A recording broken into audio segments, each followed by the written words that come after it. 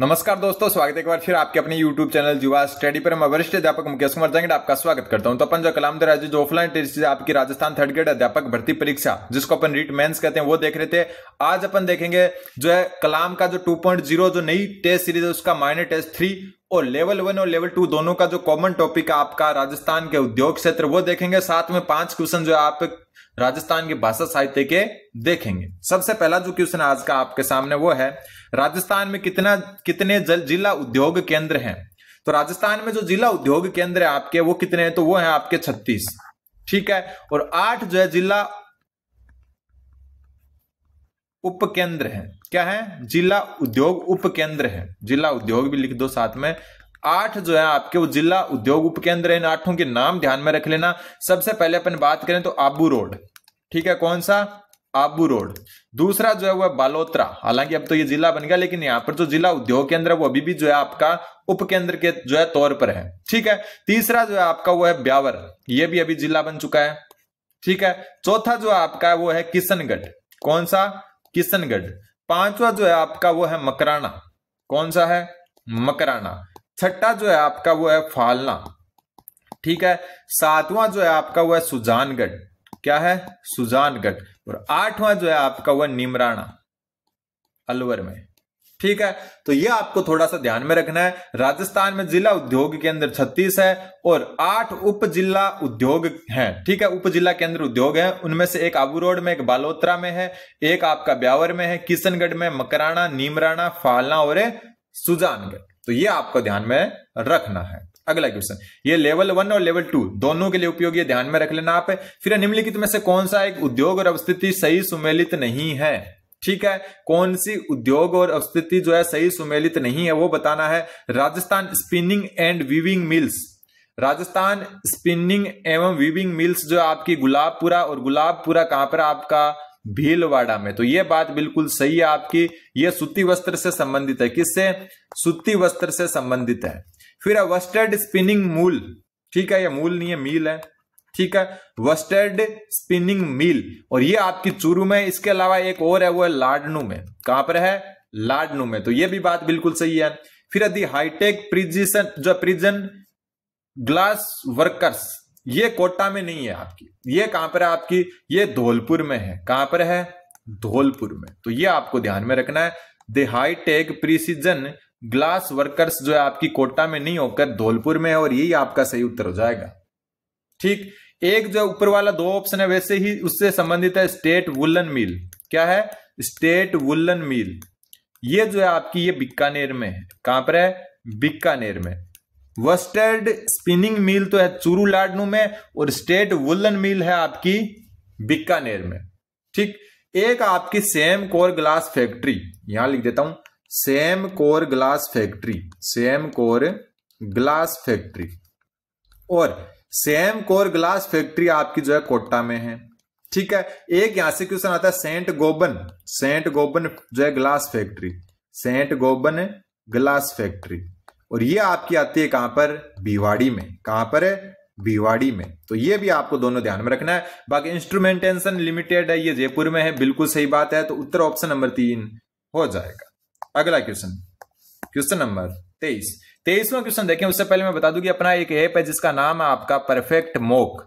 ठीक है, इस पर जो है लेवल 1 और लेवल 2 दोनों की जो राजस्थान जीके का यानी कि जो कॉमन पार्ट है उसकी जो है 99 रुपीज में आपको टेस्ट सीरीज मिल रही है। इसका लिंक डिस्क्रिप्शन में दिया हुआ है, वरना आप प्ले स्टोर से डायरेक्ट जो है सर्च करके भी डाउनलोड कर सकते हो।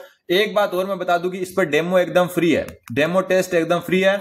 आप उनको जाकर एक बार लेवल देख सकते हैं। टॉपिक वाइज टेस्ट सीरीज है ये, अच्छा लगे तो ही लें, कोई जोर जबरदस्ती नहीं है, लेकिन एक बार डेमो जरूर दे दें आप मेरे कहने पर। अगला क्वेश्चन, 1 मिनट। अगला जो क्वेश्चन आपका कि निम्न में से कहां निर्यात संवर्धन औद्योगिक पार्क स्थित नहीं है। निर्यात संवर्धन औद्योगिक पार्क, जिसको ईपीआईपी कहते हैं। क्या कहते हैं? ईपीआईपी। तो निर्यात संवर्धन औद्योगिक पार्क निम्नलिखित में से कहां नहीं है? तो जो है नरबदखेड़ा अजमेर में नहीं है, बाकी सीतापुरा जयपुर में है, निमराना अलवर में है, और बोरनाडा जो है, ये बोरनाडा अलवर में थोड़ी ना, बोरनाडा।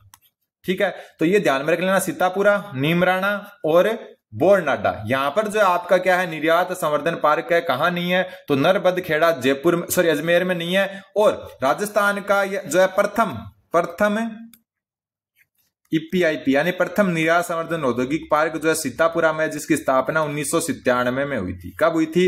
1997 में। तो ये आपको ध्यान में रखना, निर्यात संवर्धन पार्क जो है राजस्थान में, या निर्यात संवर्धन औद्योगिक पार्क सीतापुरा, नीमराणा, बोरनाडा में है। ठीक है, नरबदखेड़ा जो अजमेर में वहां पर नहीं है। अगला क्वेश्चन नंबर 24, राजस्थान खनन नीति 2024 के तहत राजस्थान में दोहन करने वाले खनिजों की संख्या को बढ़ाकर कितनी करने का लक्ष्य रखा गया है? सबसे पहले राजस्थान खनन नीति 2024 कब लागू हुई? तो ये आपकी 4 दिसंबर 2024 को लागू हुई। 4 दिसंबर 2024 को क्या हुई? लागू हुई। ठीक है, अब इसमें जो है 2047 तक के लक्ष्य रखे गए, 2047 तक के लक्ष्य रखे गए। उसमें सबसे पहले जो है आपका कि राजस्थान के दोहन करने वाले खनिजों की संख्या को बढ़ाकर कितनी कर दी गई है? तो ये आपको थोड़ा सा ध्यान में रखना है। इसका उत्तर हो जाएगा 70 कर दी गई है। कितनी कर दी गई है? 70। इसके ये भी कब तक? 2047 तक। इसके अलावा जो है 1 करोड़ लोगों को रोजगार प्रदान करने का लक्ष्य रखा गया है 2047 तक। 1 करोड़ लोगों को रोजगार का टारगेट रखा गया है। कब तक? 2047 तक। कहां से? खनन से। ठीक, अगला क्वेश्चन नंबर 25, सीमेंट उद्योग के संदर्भ में निम्नलिखित कथनों पर विचार करो और सत्य कथन बताना है। सीमेंट उद्योग लगाने की दृष्टि से सर्वाधिक अनुकूल स्थिति वाले जिले चित्तौड़गढ़ और सवाई माधोपुर है। दोनों को नाम ध्यान में रख लेना। चित्तौड़गढ़ को सीमेंट नगरी भी कहा जाता है। क्या कहा जाता है? सीमेंट नगरी। ठीक है, तो सीमेंट उद्योग लगाने की दृष्टि से सबसे अनुकूल जो है चित्तौड़गढ़ और सवाई माधोपुर है। फिर एसीसी सीमेंट लिमिटेड जो है राजस्थान की प्रथम सीमेंट इकाई है। ये भी सही है और ये भी सही है। और इन्होंने 1915 में जो है कहां पर? लाखेरी बूंदी में अपना प्रथम कारखाना जो है लगाया था, लाखेरी बूंदी में। तो ये आपको ध्यान में रखना है। एसीसी लिमिटेड ने राजस्थान का प्रथम सीमेंट इकाई स्थापना की थी। कहां पर की थी? 1915 में लाखेरी बूंदी में की थी।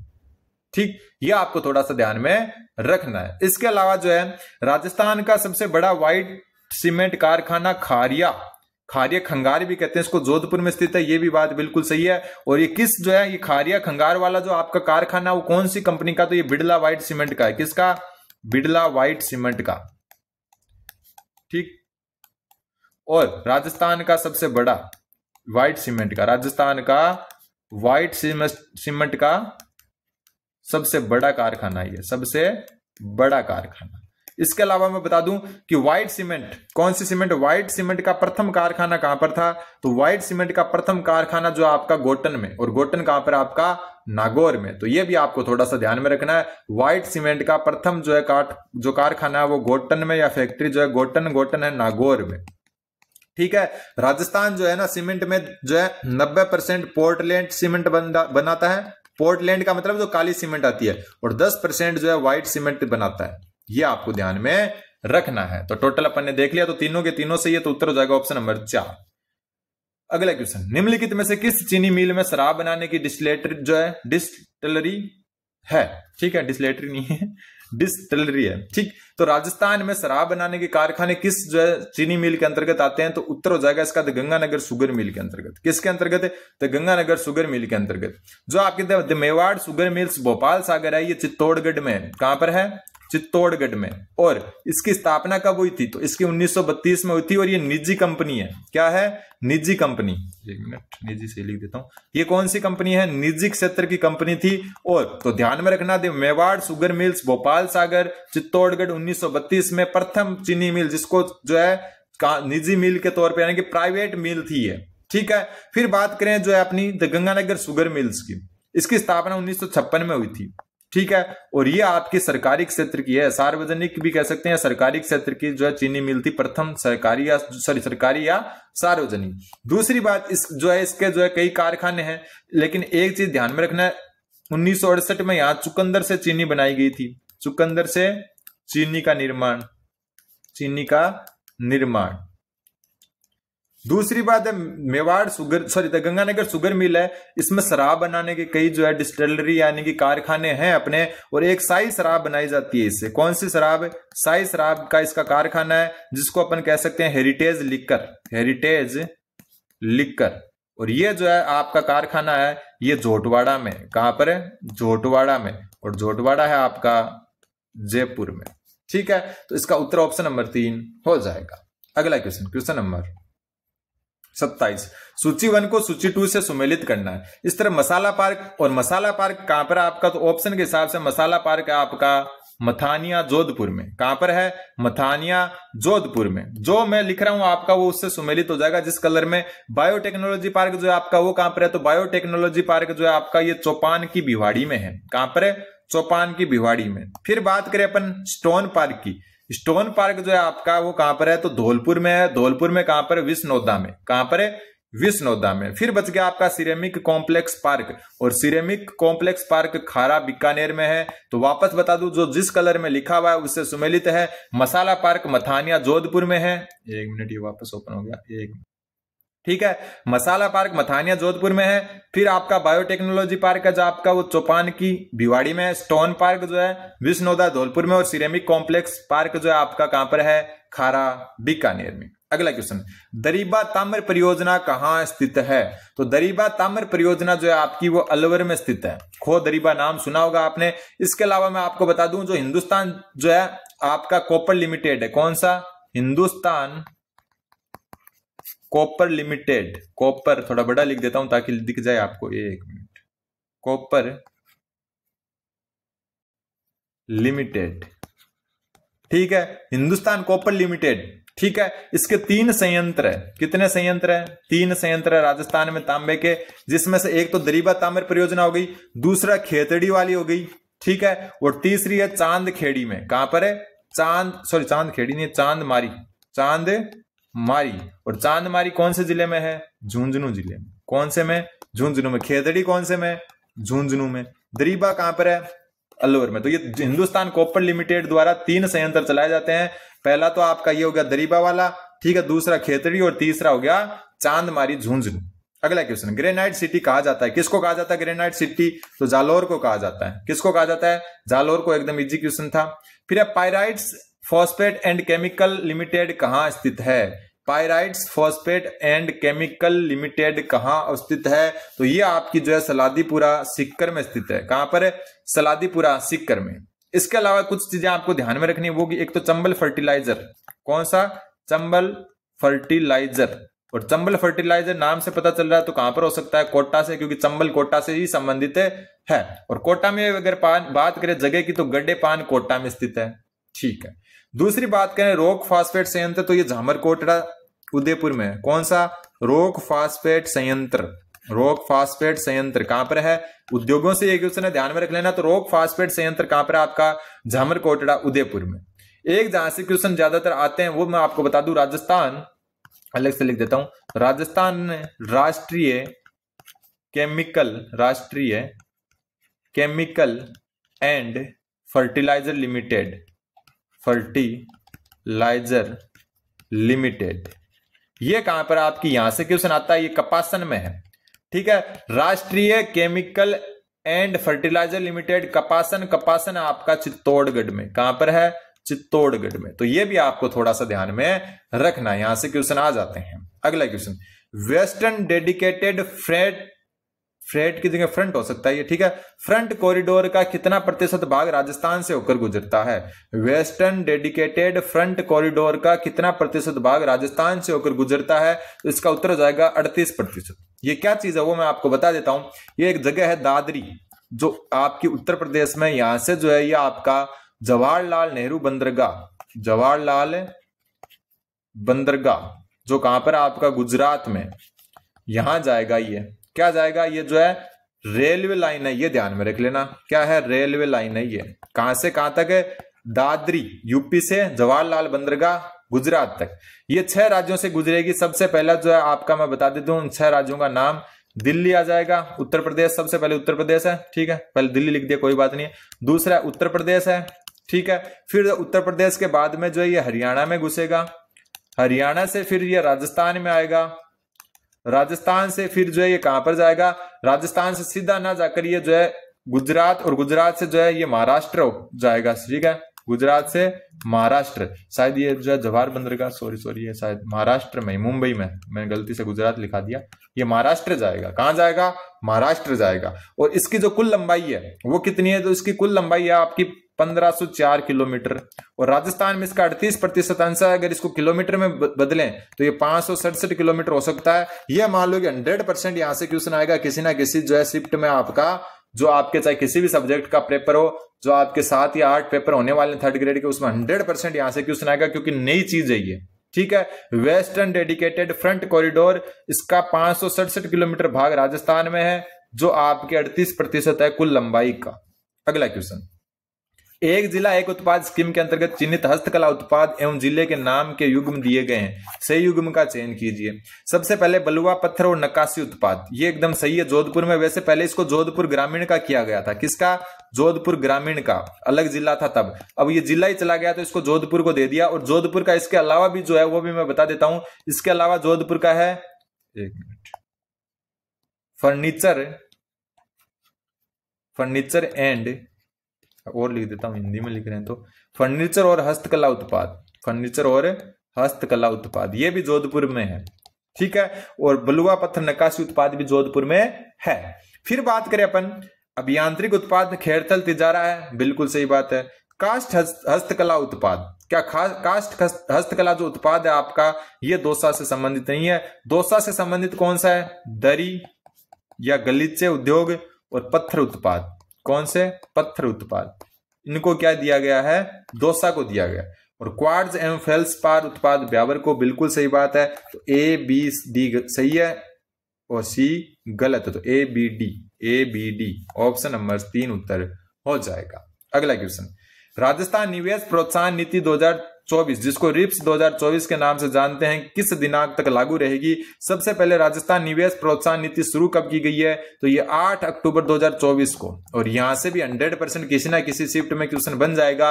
8 अक्टूबर 2024 को जो है क्या की गई है? स्टार्ट की गई है। और ये लागू कब तक होगी? तो ये लागू होगी 31 मार्च 2029 तक, या नई नीति बनने तक, या नई नीति बनने तक।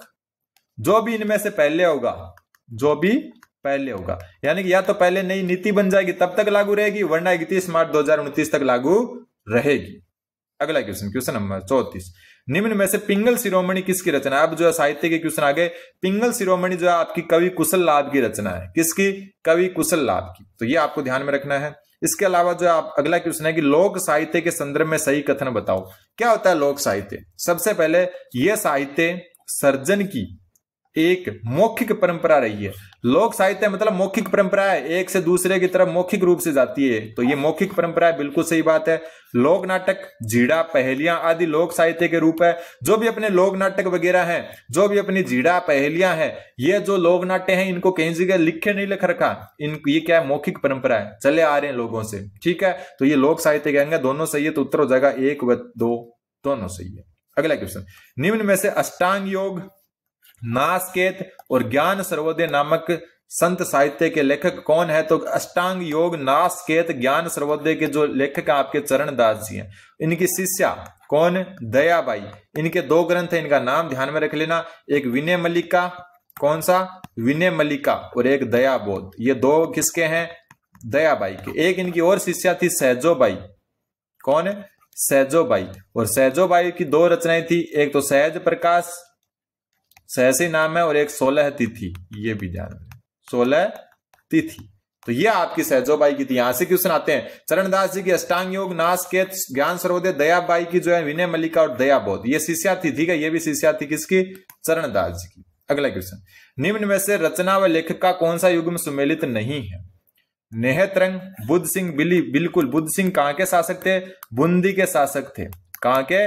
बूंदी के शासक थे। तो नेहतरंग रचना बुद्ध सिंह की है, बिल्कुल सही बात है। वीर विनोद, वीर भाण की नहीं है। वीर विनोद आपकी कवि श्यामल दास ददवाड़िया की है। किसकी? श्यामल दास ददवाड़िया की। तो ये आपका है, सुमेलित हो गया। वीर भाण जो है इनकी एक रचना जो ज्यादा प्रसिद्ध है वो मैं बता देता हूं, राजरूपक। कौन सी? राजरूपक। ठीक। बाकी सूरज प्रकाश, सूरज का प्रकाश क्या देता है? किरण देता है, तो कर्णिदान, बिल्कुल सही बात है। बागजीरा दुआ बारहट आशा द्वारा लिखित है, तो दूसरा इसका उत्तर हो जाएगा। अगला क्वेश्चन, निम्नलिखित में से किस ग्रंथ में महाराणा प्रताप की शौर्य गाथा का वर्णन है? तो महाराणा प्रताप की शौर्य गाथा का वर्णन आपका विरुद्ध छत्री में है। और विरुद्ध छत्री जो है आपकी, अब देखो प्रताप रासो ऑप्शन में, अभी थोड़ी सी एक चीज बताऊंगा मैं आपको। देखो विरुद्ध छत्री में जो है महाराणा प्रताप की शौर्य की गाथा, और विरुद्ध छत्री जो है आपकी किसकी रचना है? तो दुर्सा आड़ा की। किसकी? दुर्सा आड़ा। और इनकी एक और रचना है, वो भी आपको पता होनी चाहिए, किरतार बावनी। कौन सी? किरतार बावनी। ठीक है। फिर गजगुण रूपक, ये किसकी रचना है? तो गजगुण रूपक आपकी केशव दास की रचना है। किसकी? केशव दास की रचना। प्रताप रासो, प्रताप रासो में अपन क्या करते हैं? महाराणा प्रताप से जोड़ लेते हैं, जबकि ये अलवर के महाराजा प्रताप सिंह, अलवर महाराजा प्रताप सिंह से संबंधित है। अलवर महाराजा प्रताप सिंह का जिक्र है इसमें, इसको अपन महाराणा प्रताप से जोड़ लेते हैं। ठीक है। और इसके जो लेखक है वो ध्यान रखना आप, जाचिक जीवन है, नाम अलग सा है थोड़ा, जाचिक जीवन किसके? प्रताप रासो के। और ये महाराणा प्रताप से संबंधित नहीं है, ये क्वेश्चन थोड़ा सा ध्यान में रख लेना। कई बार क्वेश्चन आ जाता है कि महाराणा प्रताप से संबंधित कौन सा ग्रंथ नहीं है या कौन सी रचना नहीं है, तो अलवर महाराजा प्रताप सिंह की प्रताप रासो है, जाचिक जीवन द्वारा लिखित। फिर सर्वप्रथम किस गुर्जर प्रतिहार शासक ने भीनमाल पर अधिकार किया था? तो भीनमाल पर अधिकार करने वाला जो है आपका प्रथम गुर्जर प्रतिहार शासक नागभट्ट प्रथम था। कौन था? नागभट्ट प्रथम। ठीक है।